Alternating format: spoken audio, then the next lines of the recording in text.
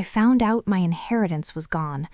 Not from a lawyer, not from a letter, but from my mother's smile at a family dinner. She said it so casually, like she was telling me the weather, like it was nothing. I gave it to your sister. She needs it more. In that moment, something inside me went very quiet. No screaming, no crying, just a cold realization settling deep in my chest. This wasn't just about money.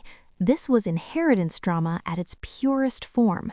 This was favoritism that had been disguised as family love my entire life. This was family betrayal I had been trained not to question. And worst of all, I suddenly understood that this hadn't happened overnight. It had been planned. I looked around the table. My sister didn't even meet my eyes. She stirred her drink, lips pressed together, pretending to be uncomfortable. But I knew that look. I'd seen it before, every time she got what was meant for both of us. Growing up, she was the golden child, the miracle, the one who needed more understanding, the one whose mistakes were always someone else's fault. I was the reliable one, the quiet one, the one who didn't ask for much. And because of that, I was the one who lost everything. That night, I drove home in silence. No music, no phone calls, just the sound of my own thoughts replaying every moment I had ignored, every excuse, every warning sign, every time my mother chose her, and I told myself it didn't hurt. This wasn't just favoritism anymore. This was deliberate, calculated, a slow erosion of trust that had finally reached the bone. People think revenge starts with anger. It doesn't. It starts with clarity, because once you see the truth, you can never unsee it. I didn't confront her. I didn't demand explanations. I didn't beg. Instead, I did something far more dangerous. I listened. I watched, and I let them believe that I had accepted it. They thought I was weak. They thought I would move on. They thought I would stay quiet like I always had. What they didn't realize was this. When you take everything from someone who has nothing left to lose, you don't break them. You free them. And that was the beginning of my revenge. Before everything fell apart, my life looked normal. Not perfect, just stable enough that no one ever asked if I was okay. I was the older sister, the dependable one, the one who followed rules, paid bills on time, and showed up when family needed help. My sister was different. She was charming, emotional, always going through something. My mother called her sensitive. I called it favoritism long before I had the courage to say it out loud. Growing up, I learned early that love in our house wasn't equal. It was conditional. Who needed more attention? Who caused more trouble? Who could turn tears on and off like a switch? Every birthday, every holiday, every family decision carried the same pattern. If something went wrong, it was never her fault. If something went right, it was because of her. I told myself it didn't matter. I built my own life, went to school, worked 2 jobs, saved carefully, because my mother always reminded me, you can't rely on anyone but yourself. The irony still hurts. When my father passed away, everything changed, at least on paper. He wasn't rich, but he was careful. A modest house, some savings, a clear intention that his daughters would be treated equally. My mother handled the paperwork. She said it was easier that way. I trusted her. That trust would cost me everything. At first, there were small things, subtle things. She'd mention helping my sister out with rent, covering a credit card bill, loaning money just until she gets back on her feet. I didn't object, because this is how inheritance drama begins, quietly, disguised as generosity, wrapped in family loyalty. When I asked questions, my mother smiled and said, "You don't need to worry. You're strong. Your sister isn't." That sentence followed me for years. Every time I brought up fairness, I was labeled selfish. Every time I tried to set boundaries, I was accused of creating family betrayal where there was none. So I stopped talking, stopped asking, stopped expecting. I thought silence would protect me. Instead, it trained them. By the time my mother officially controlled the estate, my sister had already moved into a lifestyle she couldn't afford. New car, weekend trips, expensive habits masked as self-care. And somehow there was always money. Whenever I visited my mother, paperwork disappeared from drawers. Conversations stopped when I entered the room. Bank statements were none of my business. Something was wrong. I felt it in my gut. But I told myself I was paranoid, that accusing family of favoritism and family betrayal was dramatic, that real revenge stories happened to other people, not to women like me, women who did everything right. I had no idea by the time I finally understood the truth, the inheritance was already gone, and the people who took it were smiling at me across the dinner table. After that dinner, nothing exploded. No shouting, no dramatic confrontation. That's how real family betrayal works. It seeps in quietly, convincing you that you're the problem for noticing it. My mother started calling less. When she did, her voice was careful, measured, like every word had been rehearsed. My sister, on the other hand, became overly friendly, texting me photos of meals I didn't attend, sending updates I hadn't asked for. "I miss you," she'd write, but she never invited me over. Whenever I asked direct questions, the answers slid sideways. "Don't worry about money," my mother said. "It's handled." Handled by who, and for whose benefit? When I asked about paperwork, she sighed, loud enough for me to hear the disappointment. Why was I being difficult? Why couldn't I just trust her? That was the gaslighting. Soft, persistent, effective. I started doubting my own memory, my own instincts. Was I imagining the favoritism? Was this inheritance drama just resentment I hadn't dealt with? Then the lies got sloppy. A neighbor mentioned renovations at my mother's house, renovations my sister had been bragging about paying for. A cousin let slip that my sister had invested some money with my mother's help. Invested what money? When I asked, my sister laughed it off. "You're always so suspicious." That hurt more than anger would have, because suspicion implies paranoia, and paranoia is easier to dismiss than truth. Meanwhile, my sister's life kept upgrading. Better clothes, better circles, less stress. My life stayed the same. Budgeted, careful, predictable. Every family gathering felt staged, like I was watching a play where everyone knew the script except me. When my mother talked about the future, she used we, but never meant me. When she spoke about support, it was always in my sister's direction. And still, I stayed quiet. Because confronting favoritism is dangerous. It turns you into the villain. It reframes family betrayal as your overreaction. That's the trap. One afternoon, I noticed a legal envelope on my mother's kitchen counter. She snatched it away the moment she realized I'd seen it. "Just old documents," she said too quickly. That was the moment my fear turned solid. I didn't push. I didn't argue. Instead, I started paying attention. Dates, names, patterns. I remembered things I'd dismissed before. Conversations that suddenly made sense. Promises that had quietly expired. This wasn't chaos. It was control. My mother believed she was protecting the family. My sister believed she deserved more. And I was the inconvenience standing in the way. Revenge didn't cross my mind yet, not in the dramatic sense, but something inside me hardened. Because once you recognize manipulation, you stop participating in it. And the more I pulled back, the more desperate they became to keep me compliant.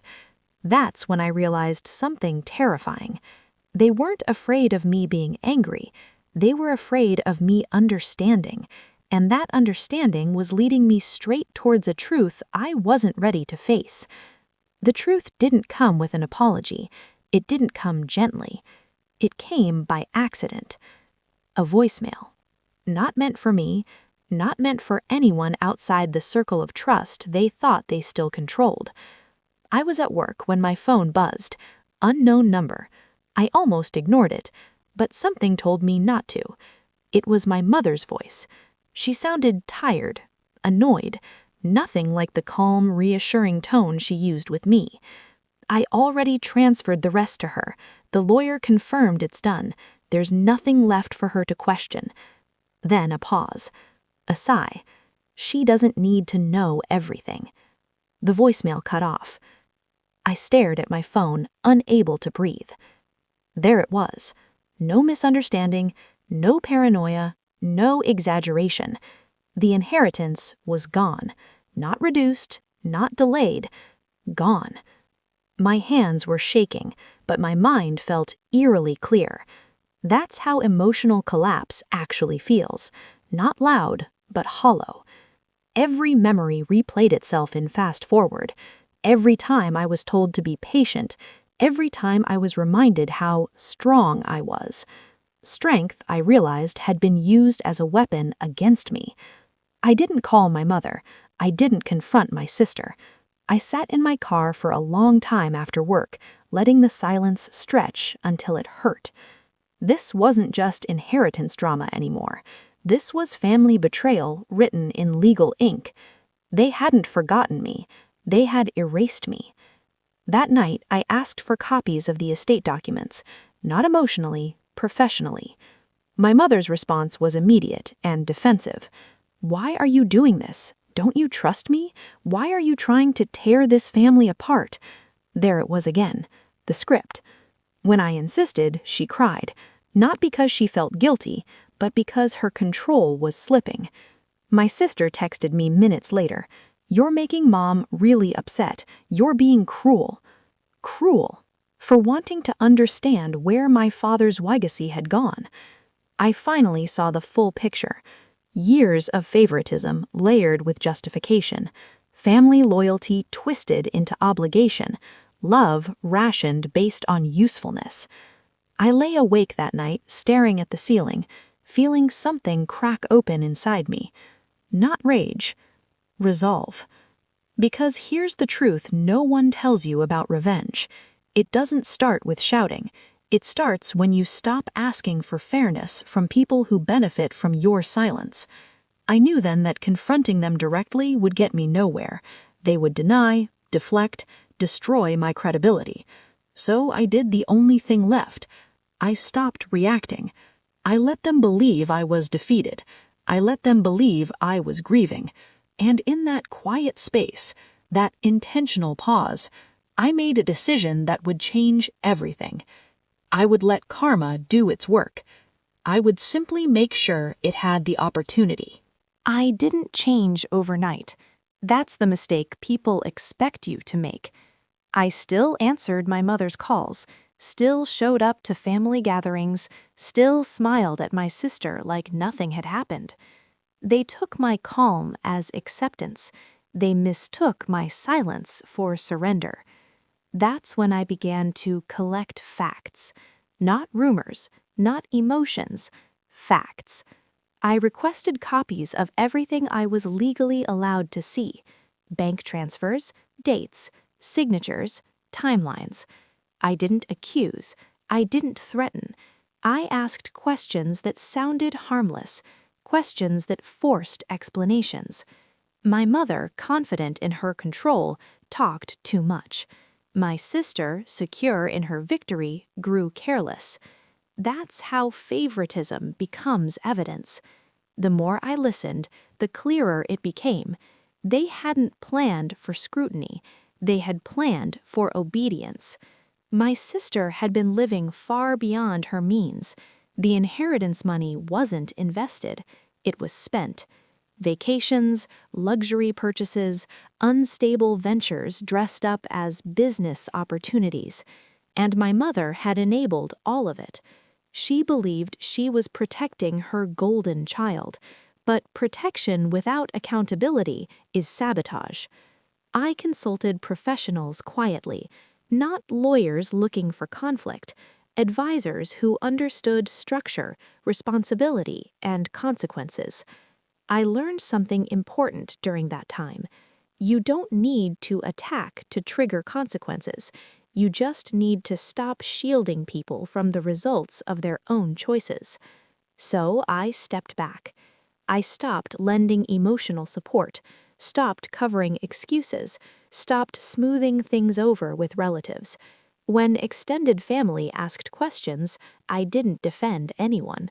I simply said, "I'm not involved in the finances." The silence did the damage for me. Without me absorbing the tension, cracks formed fast. Bills went unpaid, stories didn't line up. My sister's confidence started slipping. She called me late one night, crying. "I think Mom made a mistake," she said. "I didn't ask for all this responsibility." That's when I knew karma had already started moving. Because inheritance drama doesn't end when money changes hands. It ends when accountability arrives. My mother, stressed and overwhelmed, began reaching out more. Not for reconciliation, for help. I listened, I empathized, but I didn't fix anything. Revenge isn't always about taking something back. Sometimes it's about refusing to keep sacrificing yourself to maintain a lie. They had built their life on favoritism and family betrayal.